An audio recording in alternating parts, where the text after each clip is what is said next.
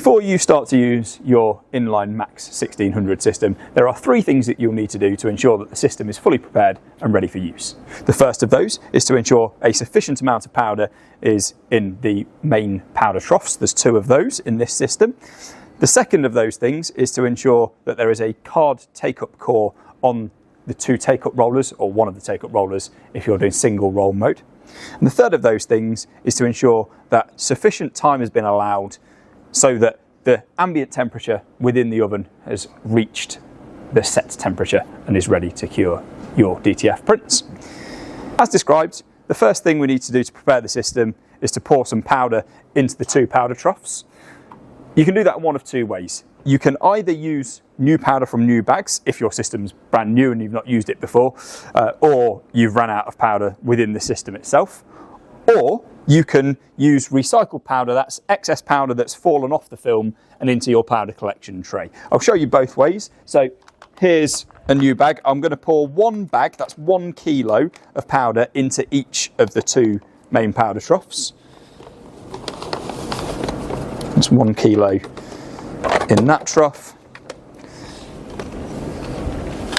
And then the same again with powder trough number 2.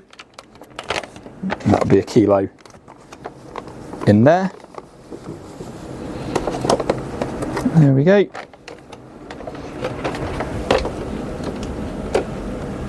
Or, as I say, if the system's been used previously and you have some collected powder in the powder collection trough, you can pull that out from either side, because there's one this side and one that side.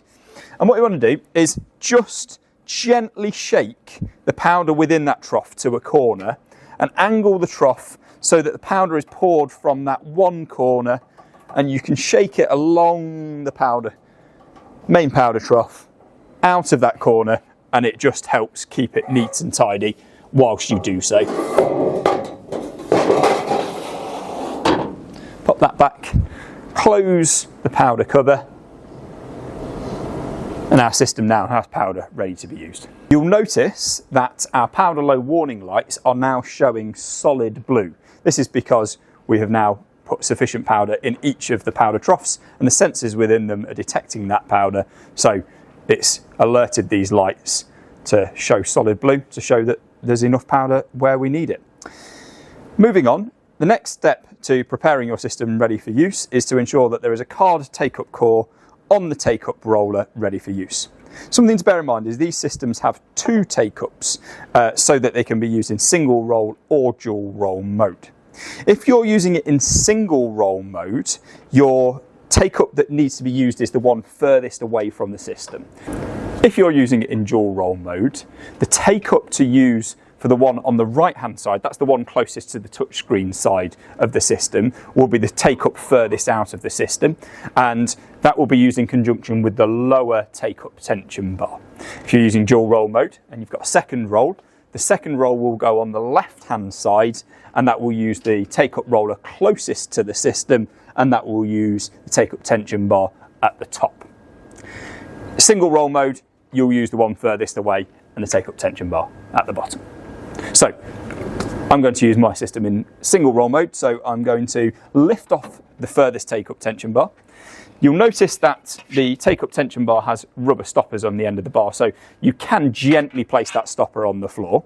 What I'm going to do is I'm just going to move down the media flange wheel to the end of the bar so I can definitely fit my take-up core on. To do so, loosen off the thumb screw on it, push it up and down, slide it up and down, and then tighten that thumb screw when it's in the position that you're happy with. So I'm going to then loosen off the thumb screw on the other flange wheel, and this one's got to come off completely. But just bear in mind when you put it back on that the grips on the flange wheel face inwards and face the other flange wheel. So just gently going to place that on top of the unit, and I'm going to place on my card take-up core.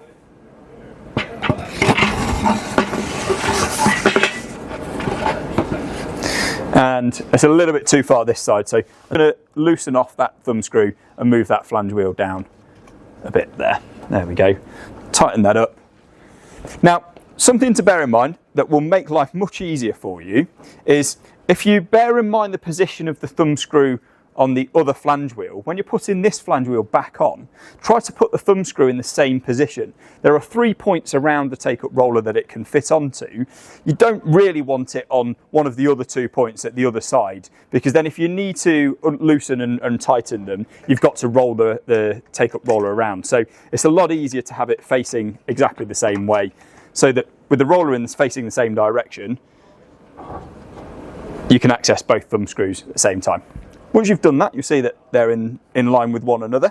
Once you've done that, lift on your take-up bar and take-up roller and ensure that the cog on the roller itself, sandwiched between these 2 discs, makes contact, sufficient contact with the smaller of the 2 cogs inside the bracket.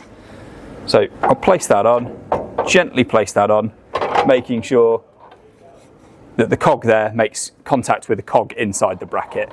If I rotate that round just gently, just a little, you should then see the larger cog inside the bracket rotates, which means we're connected correctly. When you're happy that there is sufficient powder in the main powder troughs and that you've got a core on your take-up roller ready to go, the last of the pre-preparation things to do is to ensure that the main oven temperature is sufficiently heated to the temperature that you want. And it's not just once it's reached the set temperature, it's also that the whole ambient temperature within that oven should be at that temperature, not just the temperature closest to the temperature sensor. So you activate the heat and the feed functions, and they should both be fully active for 30 minutes prior to use.